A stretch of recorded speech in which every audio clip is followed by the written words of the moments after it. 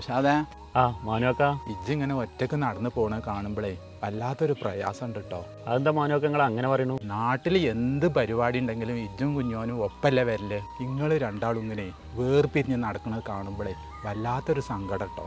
എന്തിനാടാ ഒരു നിസാര കാര്യത്തിന് നിങ്ങൾ ഇങ്ങനെ തെറ്റി നടക്കുന്നത്? എടാ, ഈ ബലിപെരുന്നാൾ പറഞ്ഞാലേ മൃഗങ്ങളെ മാത്രം ബലി കൊടുക്കാനുള്ളതല്ല. നമ്മളെ മനസ്സിലുള്ള വാശിയും വൈരാഗ്യവും അഹങ്കാരമൊക്കെ ആദ്യം ബലി കൊടുക്കണം. നൗഷാദേ, നമ്മളെ മനസ്സിൽ കിബറും വെച്ചുകൊണ്ടേ ഈ പെരുന്നാൾ ആഘോഷിച്ചിട്ട് എന്ത് കാര്യമുള്ളത്?